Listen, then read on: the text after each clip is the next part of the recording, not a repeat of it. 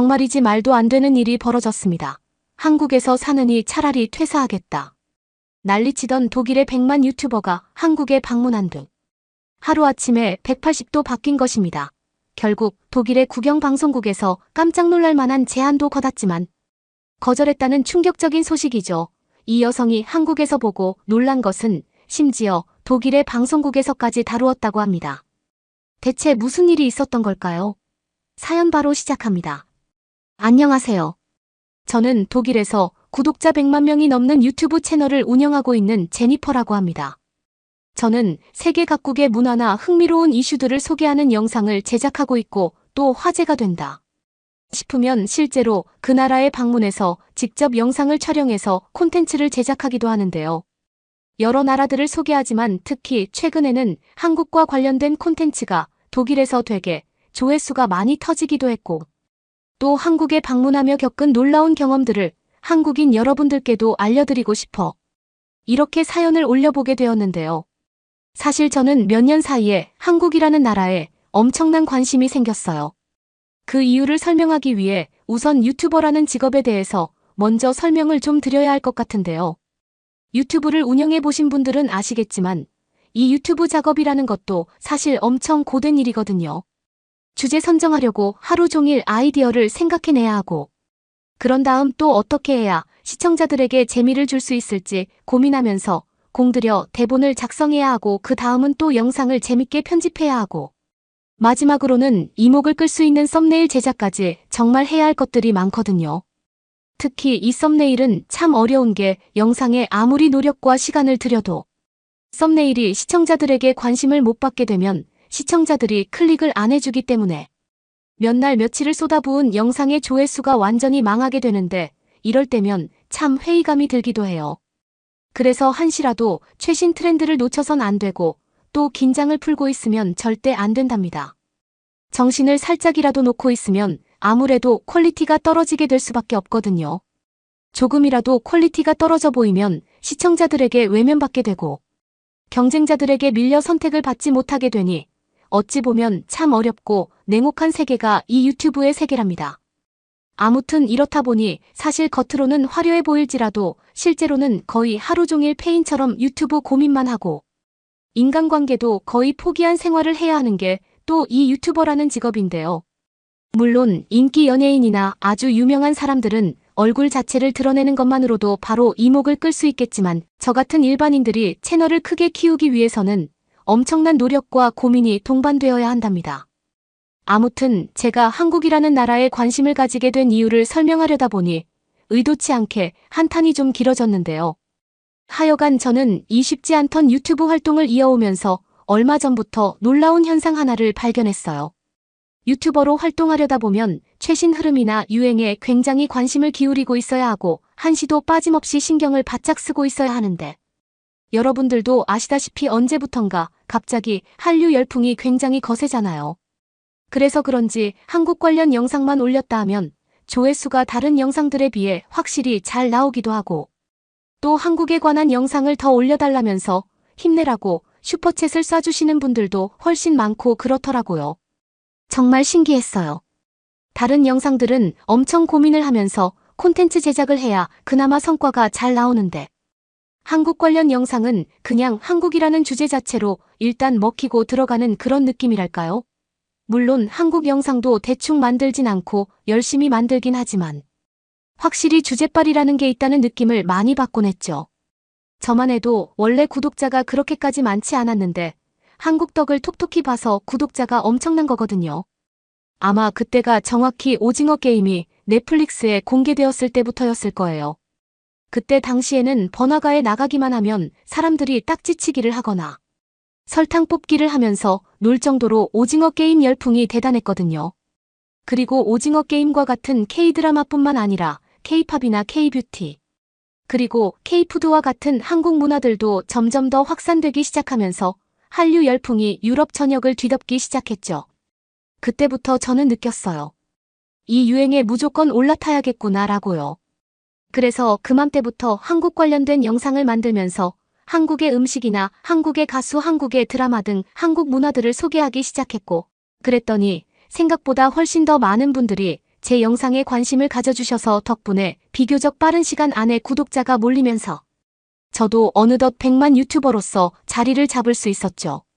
과거에 정말 힘들었던 시기를 떠올리면 한국의 문화 열풍이 저를 살려준 셈이나 다름없었고, 그래서 항상 한국에 대해서는 좋은 감정과 고마운 마음이 크답니다. 아무튼 이렇게 한국의 힘으로 유튜버로서 성장도 하고 활동도 열심히 해왔는데, 그렇게 끊임없이 달려오다 보니 저에게도 번아웃이라는 게 오더군요. 구독자도 늘고 많은 사랑을 받다 보니 신이 나는 것과는 별개로 날이 갈수록 폭력적으로 힘이 드는 게 느껴졌고, 제 몸에서는 저에게 잠깐 쉬어달라는 신호를 보내는 것만 같았죠. 저는 잠깐의 휴식이 좀 필요하다고 느꼈어요. 그래서 결국 그날 제 유튜브를 도와주는 친구 엣지에게 저녁을 먹으며 이야기를 꺼내게 되었답니다. 며칠 리프레시를 하러 여행을 떠나는 게 어떠냐고요. 사실 이런 생각은 이날 처음 한 것은 아닙니다. 엣지에게 말을 꺼낸 적은 없지만 얼마 전부터 유튜브 활동에 지쳐 잠깐의 휴식기를 가지면서 여행을 좀 가볼까 하는 생각을 혼자서 늘 하고 있긴 했어요. 엣지 또한 오랜 기간 저를 도우면서 지쳐 보이기도 했었고요. 그리고 제가 여행지로 점 찍어둔 곳은 바로 한국이었죠. 엣지와 함께 언젠가 한국에 가려고 늘 생각하고 있었거든요. 왜냐면 그간 한국에 대한 콘텐츠로 덕을 많이 봤는데 아직 실제로 한국에 가본 적이 한 번도 없었거든요. 게다가 루시는 한국어도 가능한 친구였어요. 얘는 저보다도 먼저 한류 열풍에 푹 빠져 있었던 애였거든요. 그래서 이번 휴식기에 겸사겸사 한국에 가서 콘텐츠로 쓸만한 한국의 모습도 찍고 휴식도 취하고 하면 정말 괜찮을 것 같다는 생각을 했었던 거죠. 물론 콘텐츠 같은 경우 당연히 일하러 가는 느낌보다는 부담 없이 한국을 둘러본다는 느낌으로 말이죠. 그렇게 저는 이러한 저의 생각을 이날 저녁 엣지에게 말해봤는데 예상대로 엣지는 흔쾌히 동의해 주었습니다. 긴 기간 작업으로 지쳐있기도 했겠지만 아무래도 한국이란 나라를 좋아하는 엣지였다 보니 한국으로의 여행을 무척이나 반기는 모습이었죠. 그렇게 우리는 고민도 않고 바로 한국행 비행기 표를 끊었답니다. 여행 날은 금세 다가왔고 엣지와 저는 설레는 마음으로 짐을 싸느라 잠도 제대로 못 자고 한국행 비행기에 올랐어요. 그리고 피곤했는지 비행기에서 바로 골아떨어졌죠. 그렇게 저희가 한국에 도착했을 때 인천공항이 생각했던 것보다 규모가 훨씬 큰 것 같아서 깜짝 놀랄 수밖에 없었습니다. 그리고 입국 심사대로 향하는데 앞에 보이는 줄이 정말 끝도 없이 길게만 보이더라고요. 이대로면 한참 기다려야 할 것 같았는데 한국에서의 일정이 그리 길지 않아 1시가 소중했던 저희한테는 한숨만 나오는 상황이었답니다. 그런데 신기하게도 직원분들이 정말 기계처럼 정확하고 빠르게 심사를 진행해 주신 덕분에 언제 그랬냐는 듯 줄이 빠르게 줄어들더니 어느새 우리 차례가 되어 순식간에 입국 심사를 마칠 수 있었답니다. 그렇게 공항에서 서울로 가려 하는데 순간적으로 택시를 탈 건지 지하철을 탈 건지 고민이 되더라고요. 엣지와 의논 끝에 저희는 지하철을 타기로 했어요. 사실 독일에서 장거리 비행을 해서 피곤하다 보니 그냥 택시를 타고 편하게 호텔까지 갈까 싶기도 했는데 지하철이 뭔가 시청자들에게 보여줄 영상을 찍기에 좋은 소재처럼 느껴지더라고요. 그렇게 공항에서 연결되어 있는 지하철을 타러 가는데 역에 도착하자마자 깜짝 놀랄 수밖에 없었어요. 독일 지하철역에 비해 지하철역 내부가 너무나도 밝고 깨끗하더라고요. 독일의 지하철은 만들어진 지 오래된 역들이 많아서 한국 지하철처럼 이렇게 깔끔하다기보다는 어둡고 우중충해 늘 불쾌한 기분이 들곤 했거든요. 저는 바로 라이브 방송을 켰습니다. 예상하셨다시피 시청자들이 한국의 지하철 모습에 엄청나게 놀라워했어요. 얼마나 깨끗하면 지하철 바닥에 무슨 광이 다 난다며. 독일의 우중충한 지하철과는 비교가 되지 않는다고 한국 지하철에 대해 극찬을 하더군요. 그리고 지하철을 타기 위해 플랫폼으로 내려왔는데 더 놀라운 점이 있었습니다. 지하철 승강장이 바닥에서 천장까지 끝까지 유리문으로 다 막혀있지 뭐예요. 사실 독일의 지하철에는 스크린도어가 한국처럼 이렇게 잘 설치된 곳을 찾아보기가 힘들거든요. 물론 있는 곳이 있기는 해요. 하지만 런던의 일부 지하철역에서만 있을 뿐이라 한국처럼 이러한 스크린도어가 생소해 보일 수밖에 없었죠. 시청자들이 채팅으로 놀랍다면서 동시에 의문을 표하기도 하더군요. 이렇게 스크린도어가 깔끔하게 설치된 곳은 독일은 물론 다른 유럽 국가들을 여행할 때도 본 적이 없는데 한국은 유럽보다 잘 살아서 그런 건가? 그건 아닐 텐데 왜 그러지 하고 말이에요. 사실 베를린 지하철은 추락 시 열차와 충돌하는 사고도 사고지만 감전사하는 사고 빈도가 훨씬 많아 스크린도어의 필요성이 오히려 한국보다 더욱 대두되는 편인데요. 참고로 서드레일 방식은 고압 전기가 흐르는 통로가 지면과 가까운 바닥에 있는 걸 말하는데 사람 혹은 동물이 실수로 밟으면 합선 사고가 발생할 가능성이 굉장히 높거든요. 그래서 감전사고를 방지하기 위해서라도 스크린도어가 꼭 필요한 게 바로 독일이나 유럽의 지하철인데요. 하지만 스크린도어를 한국의 지하철역들처럼 마음껏 설치하지 못하는 이유가 있었어요. 시청자분들 중 똑똑한 분들이 많이 계셔서 그 이유를 설명해 주더라고요. 스크린도어가 없는 것은 독일뿐만 아니라 미국이나 프랑스 등 다른 선진국들도 대부분 마찬가지인데요. 사실 스크린도어 설치에 가장 중요한 건 돈도 돈이지만 무엇보다 지하철 건축 시기가 가장 중요하다고 하더군요. 무슨 말이냐면 스크린도어를 설치하는 것이 단순히 도어만 설치하는 것이 아니라 천장 자체를 뜯어내서 아예 다시 건축하는 방식이거든요. 즉 자칫 잘못했다간 지하철역 자체가 폭삭 주저앉을 수 있는 큰 공사가 바로 이 스크린도어 설치 공사라고 하더라고요. 대부분 다른 선진국들은 한국과 다르게 지하철의 역사가 매우 길어요. 한국은 지하철역이 길어봐야 40년 전에 지어진 역들이 대부분이고 최근에 지어진 지역들은 훨씬 더 지어진 지 얼마 안 된 역들이지만 미국이나 유럽, 특히 독일의 경우는 세계 최초로 1800년대 중반에 지하철을 개통했을 만큼 지하철역이 지어진 지가 엄청나게 오래되었거든요. 미국도 지어진 지 100년을 훌쩍 넘은 지하철역이 많고요. 아무튼 이런 상황이다 보니 자칫 건설을 시도했다간 폭삭 무너질 수도 있고 설치하고 싶어도 설치하기가 굉장히 어려운 상황이라고 해요. 때문에 비교적 최근에 지어진 노선 중 인적이 많은 역들에 한해 스크린도어를 일부 설치하거나 여의치 않을 경우에는 스크린도어 대신 그냥 안전요원들을 배치하여 안전사고를 예방하려 할 뿐이죠. 아무튼 이런 한국의 스크린도어 시스템이라면 누군가 뛰어내리거나 다른 사람한테 밀려서 선로에 떨어지는 사고는 절대 일어날 수가 없겠더라고요. 라이브 방송을 보던 시청자분들도 간혹 가다가 독일에서도 스크린도어가 설치된 역을 본 적은 있지만 이런 식으로 깔끔하게 잘 설치된 스크린도어는 처음 본다며 다들 깜짝 놀라더라고요. 스크린도어라는 게 항상 보다 보면 참 당연하게 보이겠지만 외국인들 눈에는 꽤 신기해 보이는 거랍니다. 놀라움은 지하철을 타서도 계속되었죠. 한국 지하철 내부는 독일의 지하철에 비하여 무척이나 쾌적하고 깨끗한 분위기였고 독일처럼 꾀죄죄한 사람이 보이긴커녕 승객들 모두 멀끔하고 깔끔한 차림으로 지하철을 이용하고 있더군요. 그리고 바깥의 날이 꽤 더웠는데 지하철 안은 에어컨 바람으로 마치 시원한 은행 안에서 편안하게 이동하는 듯한 느낌마저 들었어요. 정말 놀라웠습니다. 시청자들에게도 느끼게 해주고 싶었는데 화면만 보는 시청자들은 이 시원한 에어컨을 직접 느낄 수가 없으니 답답한 마음마저 들었죠. 아무튼 시청자들과 소통을 하면서 지하철을 타니 생각보다 저희는 금방 숙소에 도착할 수 있었어요. 숙소는 동대문 근처에 있는 한 호텔로 잡았답니다. 그리고 우리는 짐을 풀고 우선 홍대로 갔어요. 홍대는 젊음의 열기와 다채로운 문화가 넘쳐나는 곳으로 알고 있었고 우리는 이곳에서 오늘 하루만큼은 그간의 모든 스트레스를 이끌어 특별한 밤을 보내기로 했죠. 저는 홍대 거리에 들어서자마자 화려한 네온 사인과 거리의 예술가들 그리고 가득 찬 인파에 깜짝 놀랐어요. 길거리 공연자들이 음악을 연주하고 춤을 추는 모습은 마치 축제의 한 장면 같았답니다. 엣지와 저는 여기 분위기 정말 대단하다며 감탄을 쏟아낼 수밖에 없었죠. 그렇게 놀라움과 함께 거리를 구경하다가 저희는 출출해져서 우선 허기를 좀 달래기로 했어요. 엣지는 한국에서 유명한 치킨과 맥주 즉 치맥을 즐겨보자고 했고 그렇게 저희는 가까운 치킨집에 들어가 치킨을 주문하고 시원한 맥주와 함께 먹었죠. 저희는 반반 치킨이라는 것을 시켜보았는데 후라이드 치킨과 한국식 양념으로 버무려진 양념치킨이라는 것이 반반씩 섞여 있는 것이었어요. 후라이드 치킨도 물론 맛있었지만 저는 특히 양념치킨이 정말 새로우면서도 마음에 들었어요.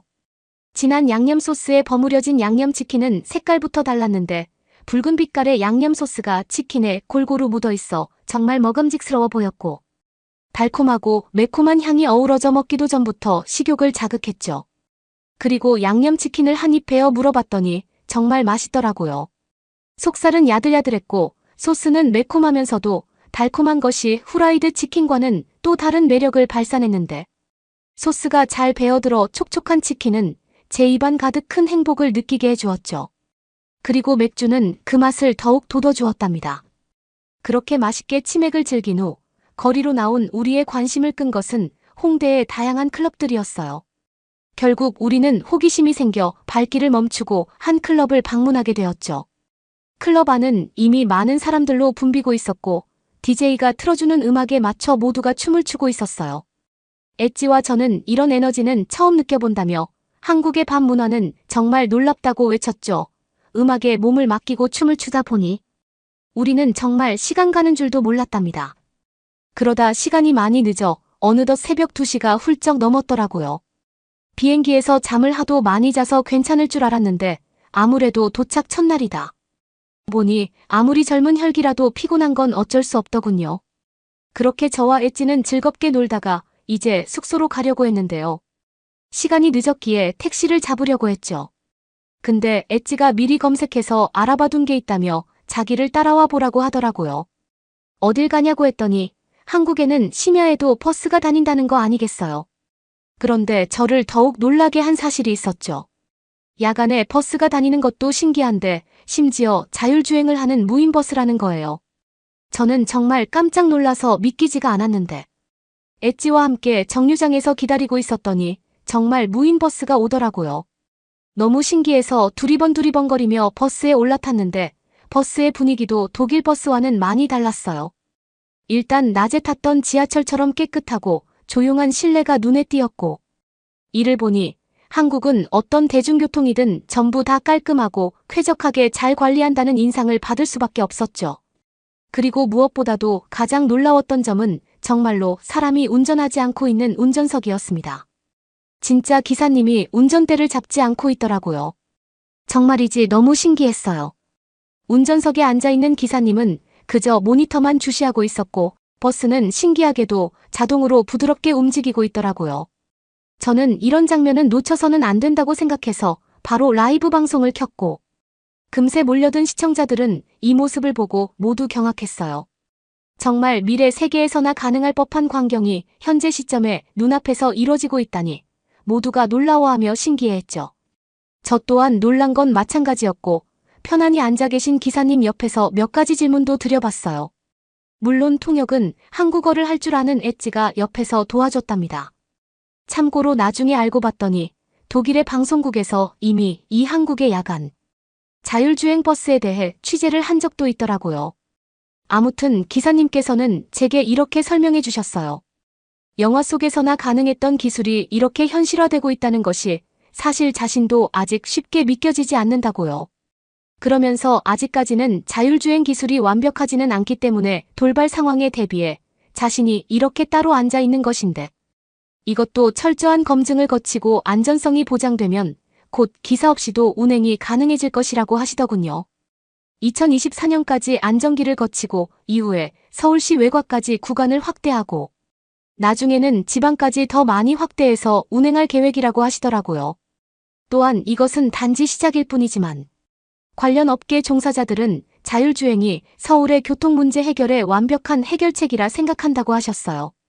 특히 밤에는 버스를 운전하고 싶어하는 사람들이 적기 때문에 이러한 자율주행 버스들이 그 빈자리를 메울 수가 있을 것이고 야간 버스 운전기사의 피로나 졸음 등의 부담을 크게 덜어줄 수 있을 것이라고 말씀하셨죠. 저희는 자동으로 도로를 달리는 버스 안에서 기사님의 설명을 흥미롭게 들었어요. 그리고 직접 타보니 버스의 승차감은 일반 버스만큼 참 편안했습니다.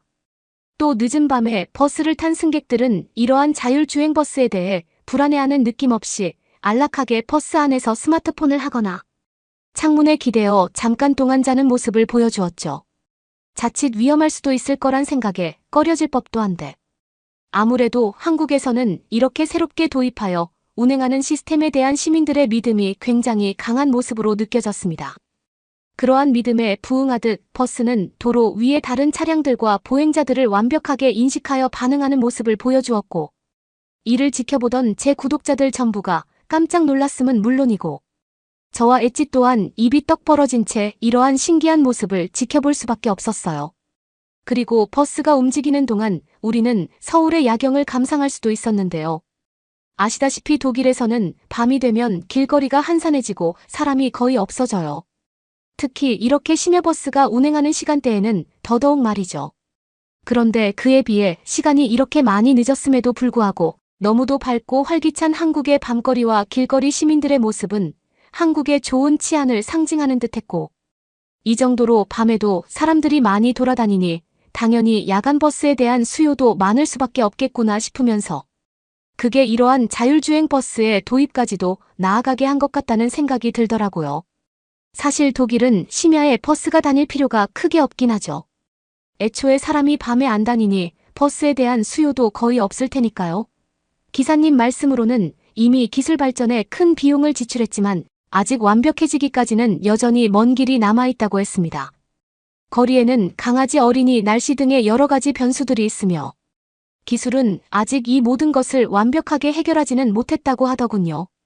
기사님께선 이러한 무인 버스가 도시를 더 효율적으로 만들 수 있는 훌륭한 인프라인 것은 확실하지만 앞으로도 갈 길이 많이 남아있다고 하셨죠. 하지만 인류는 늘 그랬듯 이 모든 난관들을 극복하면서 언젠가는 또 완벽에 가까운 시스템을 갖추게 될 것이고, 한국이라는 나라가 그 선두에 서서 이렇게 첫 출발을 끊어 모범적으로 자율주행의 길을 열어나가고 있다는 생각이 들었답니다. 저와 루시는 그렇게 놀랍고도 신기했던 경험을 마치고 숙소로 돌아왔는데요. 저는 숙소에 와서도 자율주행 버스에 대한 여운이 많이 남았는지 잠이 오질 않아서 바로 자지 않고 인터넷으로 이것저것 관련 내용을 더 찾아보게 되었는데요. 그 과정에서 한국이 추진하고 있는 놀라운 사업을 또 하나 발견하게 되었어요. 서울시에서는 2024년 하반기부터 2025년까지 드론 택시도 시범 운행할 예정이라고 하더라고요. 또한 이를 택시로서의 용도뿐만 아니라 다양한 관광 상품으로도 개발할 예정이라고 하고요. 앞서 서울시는 여의도 한강공원에서 이미 드론 택시 비행 실증에 나선 바 있는데 쌀가마니 여러 개를 실은 드론 택시가 여의도 한강공원에서 마포대교 일대를 문제없이 비행했고, 안전 문제로 사람 대신 쌀가마니가 탑승했지만 아무튼 이는 성공적으로 드론 택시 운행에 첫 발을 띈 셈이라 볼 수 있었죠. 그리고 내년부터는 유인 조종사가 실제로 운행할 예정이라고 했고요. 여의도에서 인천공항까지 2시간 정도 소요되던 출퇴근길은 무려 30분 만에 갈 수 있다고 하고, 김포공항에서 잠실까지는 단 15분이면 도착한다고 하는데요. 그러면 이용하는 비용이 엄청 비싸지 않나라고 생각할 수 있잖아요. 물론 처음에는 조종사가 필요하기 때문에 20만 원 정도로 조금 비싸지만 자율주행이 완전히 적용되는 시점이 되면 몇만 원 수준으로 장거리도 이용할 수 있다고 하더라고요. 거리를 대충 계산해보니 한국의 대도시인 서울에서 부산까지는 하늘을 이용해 1시간이면 갈 수 있는 시대도 곧 오지 않을까 싶더군요. 어릴 적에 누구나 상상해본 하늘을 나는 택시를 진짜로 볼 수도 있을 것 같다는 생각이 들면서 나중에 이 드론 택시가 상용화되면 바로 또 한국부터 와봐야겠다는 생각이 들었답니다. 자율주행 운전만 해도 상상 속 이야기로만 여겨졌지만 이제 곧 드론 택시가 하늘을 활보하는 세상이 온다니 한국 분들께서 자주 쓰시는 표현으로 정말 격세지감이라는 말이 딱 어울리는 것 같아요. 공상과학 영화에서나 봤던 하늘을 나는 자동차가 현실이 되는 일이 이제 정말 머지않았다니. 여러분들께서도 정말 신기하지 않으신가요? 저는 무척 설레고 기다려지는군요. 아무튼 숙소에 돌아와 찾아본 이러한 자료들에 저는 또 한 번 무척 놀랄 수밖에 없었는데요. 저와 루시는 이날 야간 자율주행 버스를 경험하며 나름대로 콘텐츠도 제작하고 그 다음 날부터는 본격적으로 본래 계획이었던 한국 여행도 재밌게 즐기게 되었어요. 한국은 굉장히 볼거리가 많고 맛있는 음식도 다양한 것이 정말 마음에 쏙 드는 나라였고 저는 왜 요즘 한류 열풍이 전 세계에 불어닥친 건지 바로 실감할 수 있었답니다. 저희는 며칠간 한국을 둘러보며 훌륭한 시민의식과 여러 편리한 인프라 그리고 쾌적하고 안전한 교통 시스템 등을 제대로 경험할 수 있었고 독일도 새로운 기술이나 인프라에 대한 연구와 투자를 활발히 해서 이렇게 한국처럼 잘 갖춰진 선진 시스템을 앞으로 국민들에게 제공해주면 좋겠다는 생각이 굉장히 많이 들었어요. 그리고 정말 한국에 와보길 잘했다는 생각이 들었고, 앞으로도 시청자들에게 한국의 다방면을 소개하면서 유튜브 활동을 이어나갈 생각이에요. 이렇게 한국 곳곳을 돌아다니며 정신없이 여행도 하고 라이브 방송을 진행하다 보니 어느덧 독일로 돌아갈 시간이 다가왔어요. 정작 독일로 돌아오니 이전에는 당연하게 여겨졌던 것들이 정말 불편하게 느껴지더라고요.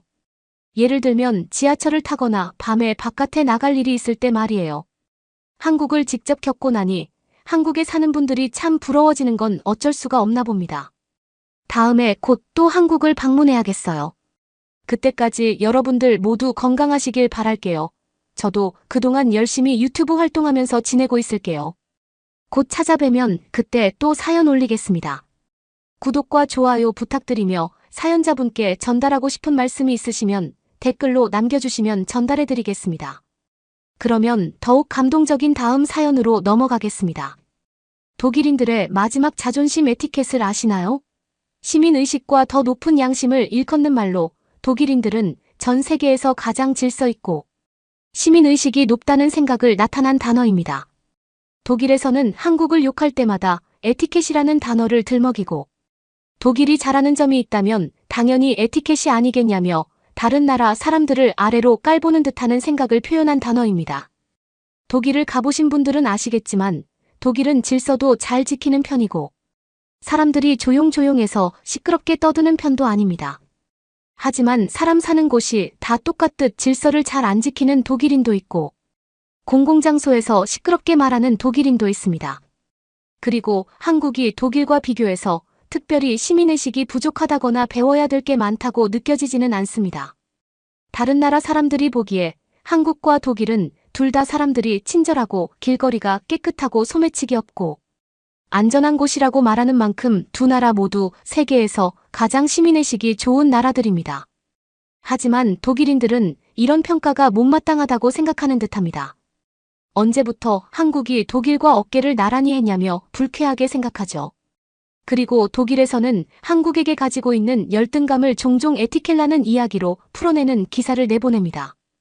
한국이 독일보다 디지털 사회를 훨씬 더 빨리 이루어냈고 지금은 독일이 따라오기 힘들 만큼의 격차를 벌려놨지만 독일은 전자문서 대신 종이 서류를 사용하고 이메일로 회사 업무를 처리하는 게 아니라 우편으로 회사 업무를 처리하는 등 여전히 한국보다 뒤처진 부분이 많습니다. 이런 부분에 대한 부족함을 인식하고 한국을 따라잡기 위해 노력하는 것이 아니라 한국은 에티켓이 독일보다 나쁜데 그런 게 뭐가 중요해라며 깎아내리기 십상입니다. 하지만 최근 한국의 발전된 모습을 보고 가는 독일인들이 많아졌고 그동안 그렇게 붙잡고 있던 한국에 대한 우월감이 하찮은 허상이었다는 생각을 하게 만들고 있습니다. 오늘 소개시켜드릴 사연은 에티켓 낮은 한국인 줄 알고 왔다가 막상 와보니 에티켓이 나쁘지도 않은 한국. 그리고 더 발전된 모습의 한국을 보고 에티켓은 그냥 독일이 가지고 있는 과거에 지나지 않을까? 라는 철학적인 고민까지 하게 만들었다고 합니다. 어떤 일이 있었던 것일지 지금부터 사연 만나보시죠. 저는 독일인 40대 여성 엠마라고 합니다. 제가 가지고 있던 독일에 대한 자부심은 매우 크며 어릴 때부터 받아온 교육의 영향도 매우 큽니다. 바로 독일인들은 전 세계 그 어느 나라 사람들과 비교해서도 에티켓이 높다는 이야기인데요. 독일은 아주 오래전부터 질서정연한 나라, 길거리가 깨끗한 나라, 좀 도둑 없는 나라 사람들이 양심적이라는 평가를 받고 있습니다. 그리고 이런 이미지는 오늘날까지 이어지고 있다는 걸 알 수 있는 점들이 많은데요. 미국 영화를 보다 보면 독일에 온 미국인이 기차 화장실에서 볼일을 보고 있는데 누군가 밖에서 다급하게 문을 두들기는 장면에서 독일인들은 다 경우 있는 사람들인데 도대체 밖에 누구인 거야? 하고 문을 열어버리죠. 그러자 같은 미국인이었다는 사실에 역시나 라는 짧은 대사를 남길 만큼 독일인들이 가지고 있는 높은 도덕성과 우월한 시민의식은 전 세계 사람들이 배워야 할 만큼 높다고 생각하고 있었습니다. 베를린 외곽 지역에 거주하며 베를린역 앞에서 근무하는 저에게 외국인을 마주치는 일은 너무나 흔합니다. 그리고 그때마다 외국인들은 길거리에서 마음껏 큰 목소리로 얘기하거나 조심조심 걷는 게 아니라 다소 거칠 듯 걷는다는 듯한 느낌도 주고, 여러모로 외국인들이 독일의 평온한 풍경을 망치고 있다는 생각을 가지고 있었습니다. 저도 학생 때나 20대 때는 독일의 에티켓에 대한 생각이 깊지는 않았습니다. 어른들이 늘 독일의 에티켓이 다른 나라보다 높으니 다른 나라 사람들은 독일을 배워야 한다는 등 그런 이야기들을 귀찮게 생각했었지만, 저도 독일에서 직장을 잡고 사회생활을 하다 보니 독일 기성세대의 문화가 제 몸에도 배이게 되었죠. 그리고 그때부터 예전 어른들이 하시던 말씀이 무엇인지 깊이 깨닫게 되기도 했습니다. 저도 항상 다른 곳에 가서 남에게 피해를 끼치지 않기 위해 노력하고 있으며, 그렇지 못한 사람을 보면 외국인인가 라는 생각을 하고는 했습니다. 아무래도 외모가 다른 대륙에서 온 사람들은 한 번에 저 사람들은 에티켓이 낮은 위험한 사람이야 라며 알 수 있었지만, 외모가 비슷한 한국인이나 중국인 대만인들을 볼 때면 그 사람들의 행동을 보고 어느 나라 국적인지 속으로 맞춰보기도 했습니다. 그리고 늘 조심하는 모습이 있는 독일인들과 다른 그들의 모습에 과거 한류 팬 중 한 명이었던 저 또한 기성세대의 문화에 물들어 어느새 한국을 욕하는 단계에 이르게 되었습니다. 언제부터인가 제 인생에 독일의 에티켓이 가장 최고라는 생각, 그리고 그 수준에 이르지 못하는 타국 사람들에 대한 무시 섞인 마음이 자리 잡았습니다. 그러다가 저는 한국으로 출장을 가게 돼야 될 일이 생기게 되었습니다. 회사의 신입사원인 피치와 함께 한국으로 향했습니다. 그리고 피치는 요즘 한류인가 뭔가 하는 그 세대에 빠져있는 여성이었습니다. 저도 20대 때 한국을 좋아했던 사람이기는 했지만 어릴 때의 기억일 뿐이고, 세상은 다른 나라 문화를 사랑하고 좋아할 만큼 여유 있지 않다는 걸 피치는 모르는 듯해 보였습니다. 제가 피치 나이 때 한국에 놀러 가봤던 기억이 있었고, 당시에 한국에 간다는 것 자체만으로도 신기했었던 기억이 있지만 이제는 그렇지 않았습니다. 피치는 한국에 가는 걸 굉장히 좋아했지만 저는 단순히 일적으로 가는 것이라는 생각, 그리고 독일보다 낮은 시민의식을 가지고 있는 한국에서 어떻게 지내야 하는지 걱정이 앞섰다면 앞섰지 기대감이 결코 있지는 않았습니다. 그리고 한국에 도착했습니다. 한국에 2달간 장기 체류해야 하는 상황이라서 일반적인 호텔보다는 한국의 가정집을 대여해주는 에어비앤비를 통해서 한국 사람들이 거주하는 일반적인 아파트 중 한 곳을 빌렸습니다. 호텔보다 장점이 많았던 것이 자유롭게 취사가 가능하고 독일에서 받아볼 수 있는 우편물을 받을 수 있고, 무엇보다도 호텔보다는 훨씬 넓은 공간에서 생활할 수 있기 때문에 한국의 일반적인 가정집을 대여했습니다. 가격도 호텔과 비교해서 별다른 가격 차이도 없었기 때문에 회사의 측에서도 출장 가는 입장에서 회사의 비용까지 생각해주다니 고맙다고 말하는 상황이었습니다. 피치는 독일 집들보다 훨씬 더 견고한 한국의 아파트에 살아본다며 좋아해서 하루 종일 신나 있다는 것이 거슬린다는 점 빼고는 저도 만족했습니다. 그리고 정신없이 이곳에 짐을 풀고 출근을 하기 위해 피치와 함께 정장을 입고 집 밖을 나섰습니다. 그리고 한국인들이 거주하는 일반적인 아파트는 엘리베이터가 설치되어 있었으며, 독일에서 엘리베이터라 함은 고층 상업 건물에나 가봐야 탈 수 있는 것인데 한국인들이 엘리베이터를 매일같이 탄다는 사실에 양국이 다른 점이 꽤나 크다 싶었습니다. 그리고 출근을 하며 공동 현관문 앞에 있는 우편함에 다양한 우편물들이 각 호실에 끼워져 있었습니다. 별도의 잠금 장치는 없어 보였습니다. 심지어 어떤 우편함은 문이 열려 있기도 했고 제대로 된 관리가 안 되는 것인가 싶었습니다. 독일에서는 우편함이라고 하면 자고로 문이 잠겨져 있어야 하며 열쇠를 가지고 문을 열어서 우편함에 쌓여있는 우편물들을 직접 수거해야 하죠.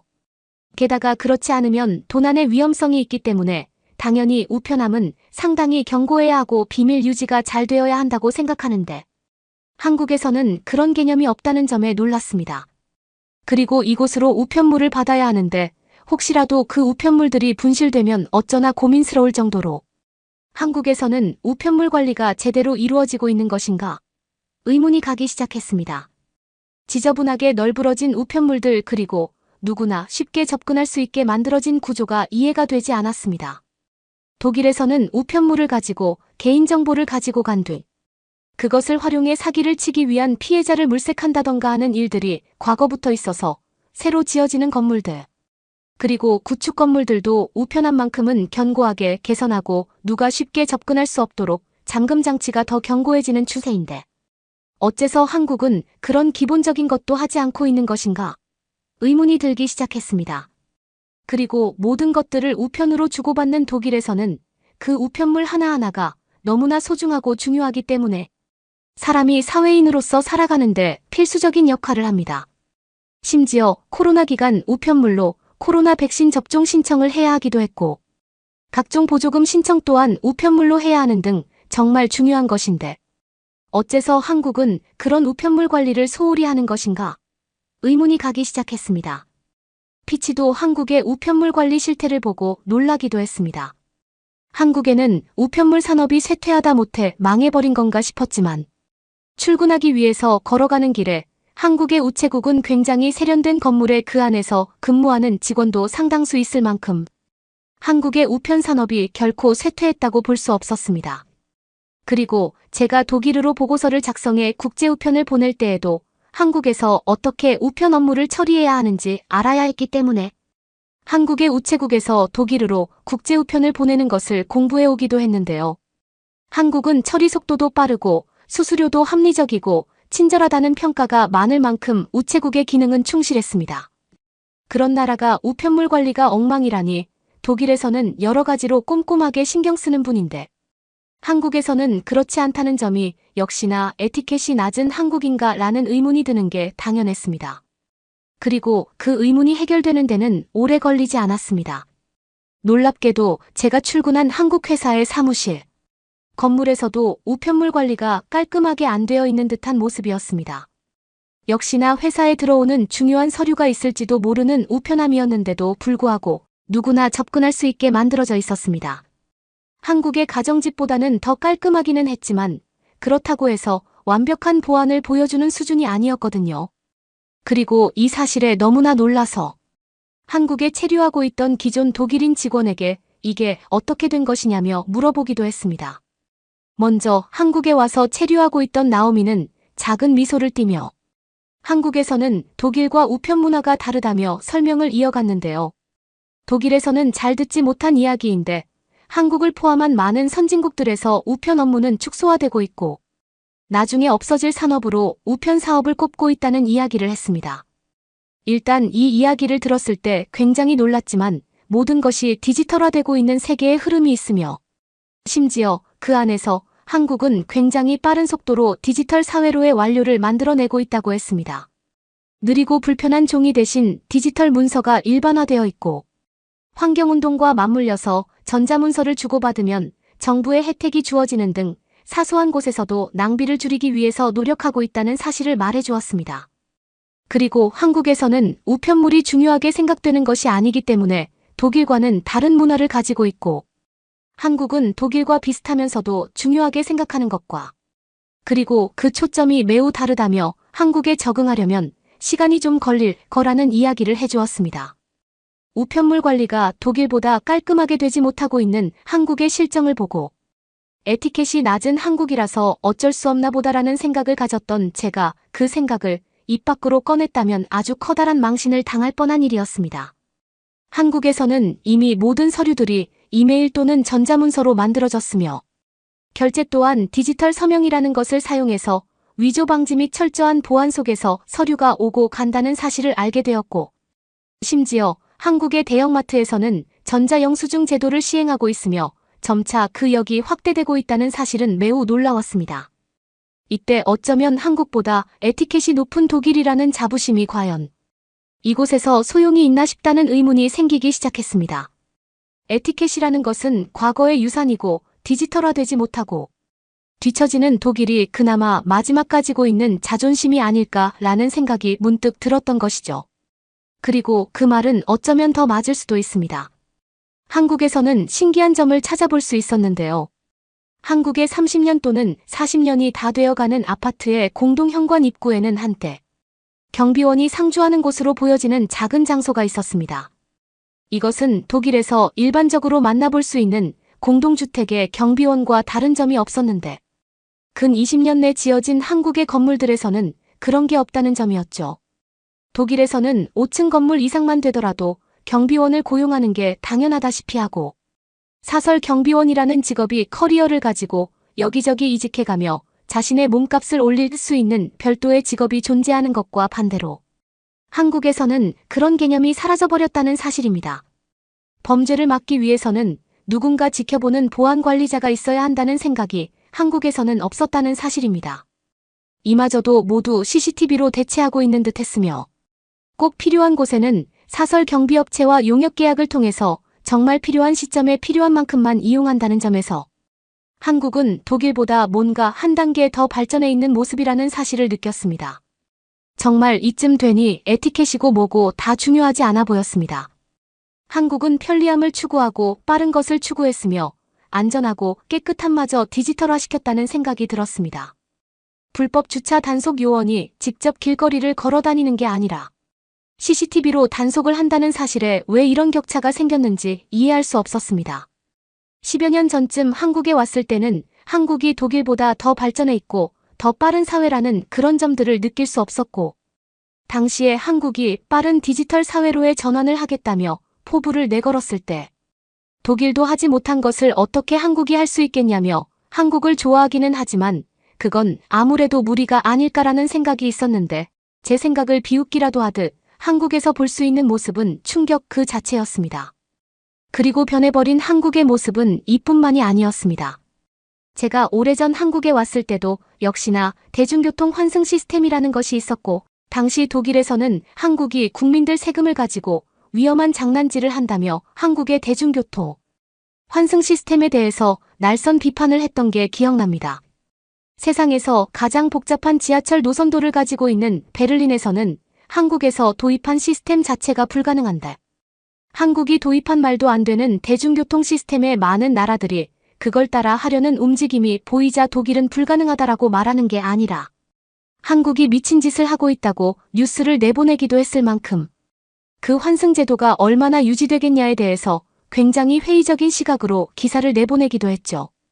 그 기사를 읽어보았었고 오래전 한국에서 대중교통 환승제도를 잘 이용하고 다녔지만 나중에 언젠가 한국에 오게 되면 독일에서 봤던 기사의 영향을 받아 이것 또한 없어지겠다는 생각을 가졌었거든요. 하지만 시간이 한참 지난 지금 여전히 한국에서는 과거 시범 운영을 넘어 지금은 그 영역을 엄청나게 넓혔으며 국민들 사이에서도 거리비례 요금제가 당연하고 합리적이라는 생각을 가지고 있다는 점이었습니다. 여러 번 환승해서 노선을 갈아타며 이동하다 보면 독일의 교통비와도 심하면 3배까지 차이 나는 모습에 상당히 놀랄 수밖에 없었습니다. 그리고 버스를 타면 불편한 요금 지불 체계를 가지고 있는 독일과 비교해서 한국은 지하철이던 버스이던 똑같이 카드를 터치하며 요금을 지불할 수 있다는 것에서 한국이 훨씬 편리하다는 생각을 가졌고 그리고 한국인들은 누구도 감시하지 않아도 내릴 때 카드를 찍고 내리는 등 한국은 에티켓이 낮다라는 일반적인 독일인들의 생각과 반대로 한국 사람들은 모두 정해진 규칙을 잘 따르는 모습이었습니다. 독일이 에티켓이 낮다는 것은 아니지만 그렇다고 옆나라 한국을 깎아내릴 만큼 대단하다는 생각도 안 들었습니다. 한국에서는 쓰레기통을 찾아보기 힘든데 많은 사람들이 그럼에도 불구하고 길거리에 쓰레기가 널브러져 있지 않았으며 사람이 많이 있는 공공장소에서 화장실 이용을 할 때 줄을 잘 서 있는 모습 등 뭐하나 독일과 크게 다를 게 없다는 생각을 했습니다. 일부 어른들의 이야기와 다르게 패스트푸드점이나 스타벅스에서 주문을 할 때에도 사람들은 줄을 잘 서서 자신의 차례를 기다렸습니다. 마치 한국에 가면 질서는 없고 경쟁만 있다는 듯이 말하던 모습은 찾아볼 수 없었습니다. 부끄럽지만 독일이 에티켓이 높다며 스스로 자부하는 것이 시대에 뒤떨어졌지만 그것을 인정하지 못하고 스스로 우월한 생각이나 감정을 하나 만들어 소중하게 간직하고 있는 것일 수도 있겠다는 생각을 했습니다. 이미 아시아 대륙을 넘어 전 세계 사람들은 한국이나 독일이나 모두 시민의식 좋고 안전한 곳이라고 생각하고 여행을 다닌다고 합니다. 그런 상황에서 독일인이 한국에 가서 독일인이라는 이유로 우월감을 느낄 필요가 없다는 사실은 저를 충격에 빠뜨리게 만들었지만 한국에서 지내보면서 그 충격에서 벗어나 그냥 인정해야 될 사실 중 하나로 생각하게 되었습니다. 저는 독일에 돌아가서도 앞으로 에티켓을 운운하지 않으려고 합니다. 참하고 싶은 말이 많지만 에티켓을 운운할 시간에 옆 나라의 좋은 점을 참고하는 게 어떨까 생각이 드네요. 반성하자는 의미로 글을 썼으며 아니 반성을 하는 걸 넘어 이제는 세계를 배울 때라고 말하고 싶습니다. 그러면 더욱 재미있는 다음 사연으로 넘어가겠습니다. 이제는 한국이 중국보다 더 선진국이 맞는 것 같다며 그동안 잘못 알고 있던 사실을 인정하겠다고 말하는 중국인 대학생이 있습니다. 심지어 이제는 한국으로 취업을 하기 위해서 노력해야겠다고 말하고 있는데요. 지금 중국의 10대들만 하더라도 한국이 중국보다 더 잘 사는 나라인 게 당연한데 왜 어른들은 중국이 더 잘 사는 나라라고 생각하는지 이해가 가지 않는다고 말하는 모습을 보고 중국의 20대와 10대만 하더라도 벌써부터 시각 차이가 벌어지고 있다는 것을 느꼈다고 합니다. 뒤늦게 한국의 모습을 알고 나서 중국에서의 삶을 돌아보니 왜 이제서야 깨달았는지 회의감도 밀려온다고 말하는데요. 어떤 내용인지 지금부터 사연 만나보시죠. 저는 베이징 출신의 대학생입니다. 대학생이자 취업준비생인데요. 최근에 제 마음에 쏙 들어와 버린 한국에 대해서 이야기를 해보고 싶어요.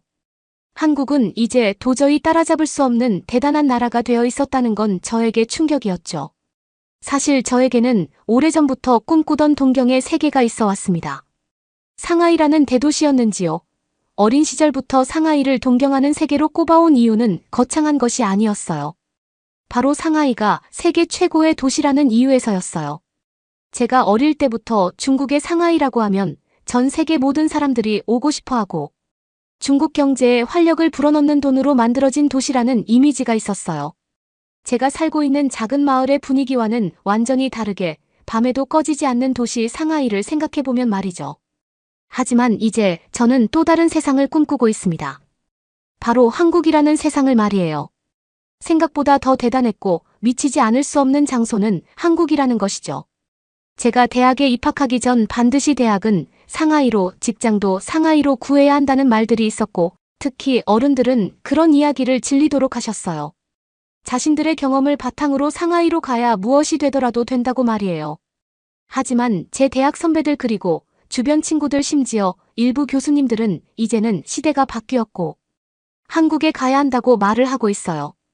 실제 한국으로 취직한 선배들 중 벌써 5년째 근무하는 선배가 최근 우리 학교에 강연을 하러 왔거든요. 그냥 자신이 한국에서 근무하고 있고 어떻게 한국으로 갈 수 있었고 한국에서 받고 있는 대우가 어떤지 그리고 생각지도 못한 부분에서 동기생들을 앞서고 있다는 걸 알게 되었다는 내용까지 자신의 일화를 말해주는 강연장이었어요. 결과적으로는 무조건 한국에 가야 한다인데 그 이유가 정말 충격적이죠. 한국의 대기업에 다니고 있는 선배는 자신의 월급이 얼마인지 맞춰보라고 했고 수업 시장에 관심이 있는 수많은 학생들은 하나씩 숫자를 부르기 시작했어요. 한국이니까 100만 원이요. 라고 누군가 외쳤죠. 선배는 그거보다 높다고 했습니다. 그렇게 숫자가 10만 원씩 올라가기 시작하자 선배님은 그렇게 쪼잔하게 올려서 언제 올라오려고 하냐며 말했어요. 솔직히 3년차 직장인이 저 정도면 많은 급여라고 생각했는데 더 큰 액수를 불러보래요. 순간 강의실이 웅성웅성 대더니 누군가 200만 원을 불렀고 선배는 더 크게 부르라니까 라고 외쳤어요. 그렇게 200만 원이 넘어가고 300만 원이 넘어갈 때 선배는 정답이라고 이야기를 했습니다. 순간 강의실 분위기는 엄청 소란스러워졌어요. 이거 거짓말을 칠 만한 자리가 아닌데 도대체 이게 말이 돼? 라는 분위기였죠. 환율 문제도 있기는 하지만 분명히 선배는 한국에서 월 300만 원을 벌어들이는 수익을 얻었다고 했습니다. 그리고 당연히 자신이 받은 급여를 인증하는 사진도 화면에 띄워주었고 한국에서 너무나 높은 급여를 받고 있는 선배의 모습에 다들 쉽게 진정하지 못하는 모습이었어요. 저 역시나 그랬고요. 여기저기서 한국이 저렇게 대단하다고 라는 감탄사가 튀어나올 정도였는데요. 그리고 우리들에게 중국에서 요즘 제대로 된 회사에 취업하면 급여가 얼마냐고 물었고 100만 원을 넘겨받는 게 어디를 가나 마찬가지인 상황이라는 대답을 했습니다. 한국에서는 300만 원부터 시작이라는 말을 들었습니다. 아무런 경력도 없고 처음 회사에 들어가자마 받을 수 있는 기본적인 월급 조건이래요. 그리고 놀라움은 여기서 그치지 않았어요. 수많은 대학생들이 한국에 취업하고 싶게 만들어버리는 선배의 이야기들은 정말 흥미진진했거든요. 우선 한국에서는 중국처럼 월세가 그렇게 터무니없이 비싸지 않다고 하거든요. 요즘에도 중국에서는 자신의 월급 3분의 1을 주거비로 쓰면 합리적이라고 이야기하냐는 질문을 했고, 학생들은 모두 그렇다고 대답했습니다. 모두들 그렇게 알고 있거든요. 그 정도면 알뜰하게 산다고 칭찬을 받아야 하죠. 그러니까 중국에서 월급 100만 원을 받으면 30만 원을 매달 주거비, 월세로 지불하면 알뜰한 사람이라고 생각하고 칭찬하거든요. 그런데 그건 알뜰하게 사는 사람이고, 현실은 월급의 거의 절반을 주거비로 사용하는 게 일반적이에요. 그리고 남은 돈으로 생활을 하고 학자금 대출이 있는 사람 같은 경우는 학자금을 상환해야 하죠. 나머지 돈으로 생활해야 하는데, 그래서 저녁 9시 동네에 하나쯤 있는 마트에 가서 할인 스티커가 붙어있는 음식으로 늦은 저녁을 해결하고, 회사에서는 도시락을 먹던지 식사가 지원되는 식당 같은 경우는 정말 감사하다는 마음으로 직장 생활을 하는 게 중국의 평범한 모습이죠.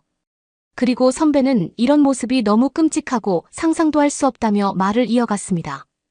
그러니까 한국에서는 급여도 중국보다 훨씬 더 많은데 주거비를 그렇게 쓸 필요도 없고, 자신의 월급 3분의 1을 주거비로 쓰는 사람을 만난다면 한국에서는 미친 사람으로 취급받을 수 있다고 했어요. 5분의 1 정도만 주거비로 써도 아깝다고 생각하고 낭비라고 생각한다고 해요. 게다가 한국에서는 식사비가 중국보다는 조금 더 비싸지만 늘 배부르게 먹을 수 있다고 했어요. 그래서 그램 수별로 음식 가격을 따지면 확실히 한국 음식들이 양이 더 많아서 실질적으로는 더 싼 편이라고 했죠. 그러니까 영양적으로 문제가 생길 확률도 적고, 못 먹어서 늘 힘이 없는 중국의 직장인과는 전혀 다르다는 거예요. 그리고 아무리 일해도 오르지 않는 월급이라며 불평하는 중국인들의 상황보다 한국에서의 상황이 훨씬 괜찮다는 거죠. 그리고 실제 통계를 기반으로 양국의 격차를 더 확인할 수 있었는데요. 코로나 기간을 제외한다면 한국은 최근 10년간 실질급여는 늘 플러스 성장을 했고, 단 한 번만 마이너스 성장을 한 것과 비교해서 중국은 3번 마이너스 성장세가 꺾여서 벗어나지 못했다고 해요.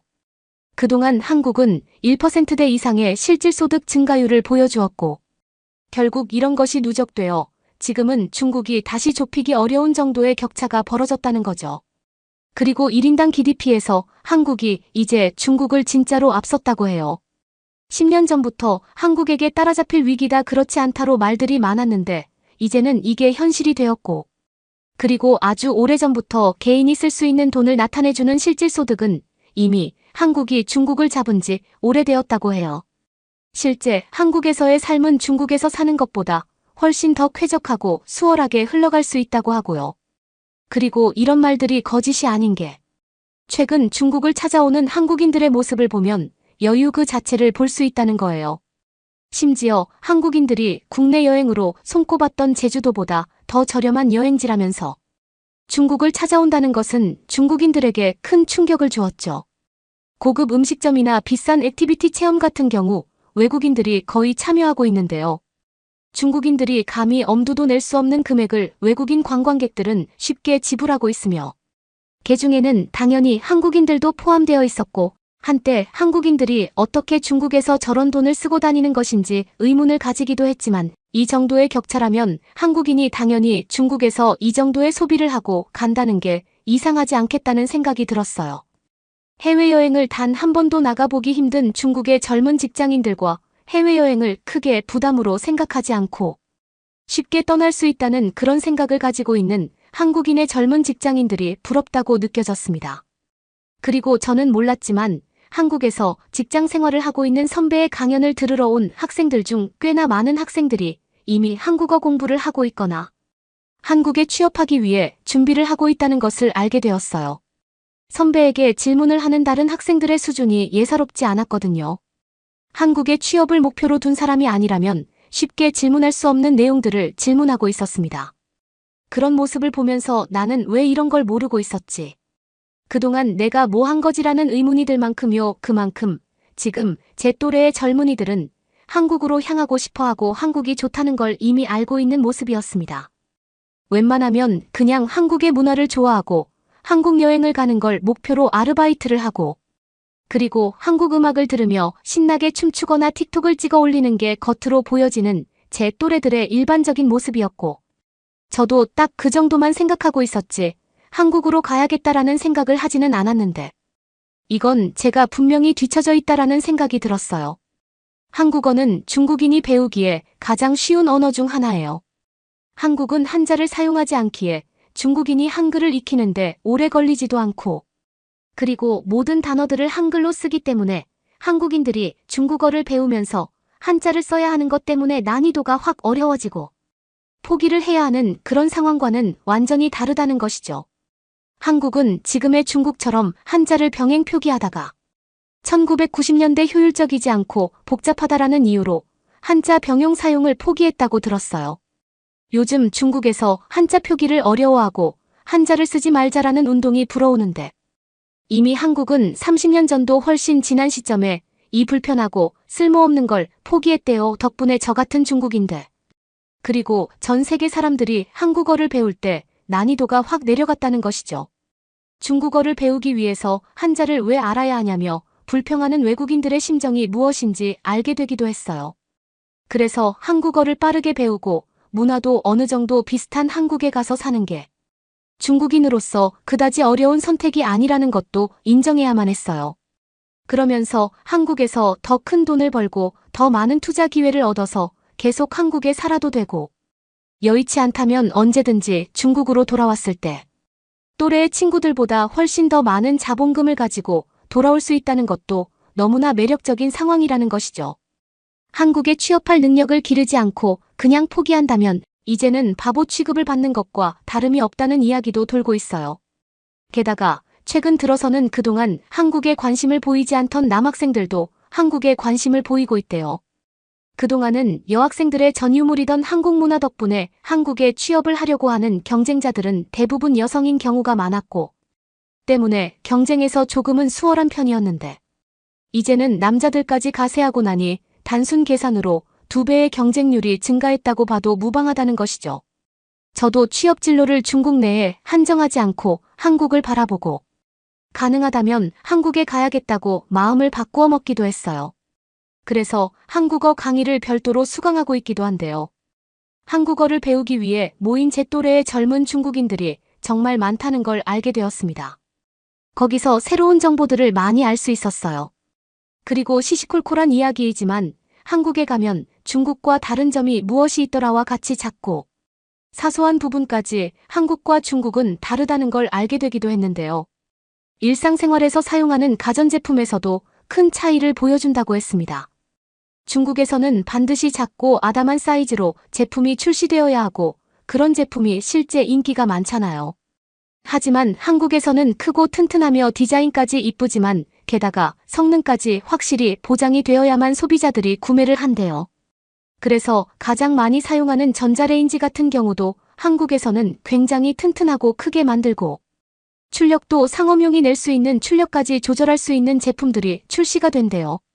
도시락을 데우기 위해서 2분 이상 작동시켜야 하는 중국의 전자레인지와 다르게 한국에서는 고출력으로 작동시키기 때문에 1분 30초면 아주 뜨겁게 만들 수 있다는 등 이렇게 사소한 부분까지 두 나라가 지향하는 점이 달랐다는 것도 너무나 흥미로웠어요. 한국어를 배우는데 관심이 있는 사람들이 모이다 보니 다들 한국에 다녀온 경험이 있고 한국이 중국보다 더 좋다는 걸 이미 이 사람들은 체감하고 있는 것 같았어요. 저처럼 선배의 강연이나 취업 시장을 목표로 두고 한국어를 배웠다기보다는 한국에 여행을 먼저 가봤는데 중국보다 훨씬 좋은 한국의 모습에 반했고 자연스럽게 한국어를 배우게 되었으며 이 정도면 차라리 한국으로 취업하는 게 더 좋겠는데 라는 생각으로 이어졌다는 게 일반적인 모습이었죠. 저도 신입생 시절 한국에 가볼 기회가 있었는데 차라리 그 돈을 아껴서 제가 하고 싶은 취미에 쓰는 게 좋지 않겠냐는 생각으로 한국에 가보지 않았거든요. 그러니까 그때 한국에 가봤더라면 저도 한국이 확실히 좋은 걸 깨닫고 상하이에 대한 로망이 아니라 한국에 대한 로망으로 살아오지 않았을까라는 생각도 들었어요. 그럼 조금은 뒤늦게 한국어를 공부해서 한국에 취업하겠다고 도전하는 지금의 시점보다 조금은 더 앞당겨졌을 수도 있는 것이고 결과적으로 더 빠르게 한국에 가서 좋은 것들을 누리고 하루라도 더 빨리 더 쾌적한 삶을 살 수 있게 되었을지도 모르겠다라는 생각을 가지게 되었으니까요. 그리고 학원에서 만난 고등학생 유키와 대화하면서 저는 한 번 더 충격에 빠졌죠. 저와는 5살 정도 차이가 나는 고등학생 새내기인데 벌써부터 학교 후 한국어를 배우기 위해 같은 학원에 다니고 같이 초급반에서 공부를 하고 있는데요. 유키의 꿈은 대단했어요. 벌써부터 한국의 대학에 진학하거나 그렇지 못하더라도 추후 한국으로 취직하겠다라는 생각을 가지고 있어요. 유키의 말에 의하면 꽤나 많은 중국의 기업이 한국에 지사를 두고 있는 경우도 많고 최근 반도체 관련해서 중국의 공장을 철수하고 한국으로 이주해버리는 중국 기업도 많기에 지금 이대로만 간다면 자신이 취업할 시기에는 일자리가 많은 거라는 예측도 하고 있었어요. 벌써부터 체계적이고 빈틈없이 계획하고 있는 고등학생 유키의 모습에 대단하다고 놀랐습니다. 그리고 유키와 저는 고작 5살밖에 차이가 나지 않지만 한국을 바라보는 시각이 완전히 달랐다는 걸 알게 되었는데요. 저는 그래도 어린 시절부터 중국이 더 잘 사는 나라, 더 살기 좋은 나라라고 생각하고 자라왔는데 유키 입장에서는 전혀 아니라는 거예요. 한국이 훨씬 더 좋은데 어떻게 그런 생각을 하냐며 말이죠. 그래서 저보고 애 늙은이 같다고 했어요. 어른들은 한국이 더 좋은 걸 지켜보면서도 끝까지 인정 안 하고 평생 중국이 세계에서 제일 잘 사는 줄 알고 죽을 사람들이라고 말이죠. 자기 부모님도 그렇게 생각해서 답답해서 힘들었는데 결국에는 부모님도 한국이 중국보다 더 경제적으로 부강하고 더 살기 좋은 환경을 가졌다는 걸 인정하게 되어서 이제 겨우 한국어 학원에 등록한 거라는 말도 했어요. 그러니까 20대만 되어도 벌써부터 그런 거냐며. 저와 세대 차이가 나는 부분에 대해서 확실히 선을 그으려고도 했죠. 저는 유키의 그 말에 충격을 받아서 한국을 더 자세히 조사하고 더 잘 알기 위해 자료를 찾아보기도 했고 유키의 입장에서는 사실 한국이 더 중국보다 잘 살아오고 더 선진국으로 생각해올 만한 그런 상황이라는 걸 인정할 수밖에 없었어요. 그래서 이렇게 한국에 대해서 오해하고 있는 어른들이나 제 윗세대들 그리고 심지어 제 또래들에게도 제가 겪고 경험한 내용들을 알려주고 싶다는 생각도 들었어요. 그러면 한국으로 가는 경쟁이 높아지고 어려워지는 것이 아니냐고 말할 수 있겠지만 그래도 한국으로 갈 수 없는 여권을 가지고 있는 사람이 제 말 한마디에 한국으로 가겠다고 결정을 바꾸지는 않을 테니까. 그런 걱정은 하지 않아요. 누구나 쉽게 결정할 수 있는 문제는 아니지만 확실히 한국은 파라다이스라는 사실을 인정할 수밖에 없게 되었습니다. 그래서 저는 진짜 선진국 한국에서 살아보고 싶습니다. 더 높은 급여, 더 저렴한 주거비. 그리고 그에 따른 훨씬 더 많은 자본을 저축할 수 있다는 그 희망을 가지고 말이죠. 요즘 확실히 제 또래 세대들은 한국에 미쳐 있고 저 역시나 이제 한국에 미쳐보려고 합니다. 응원의 한 말씀 더 해주시면 열심히 노력해 볼게요.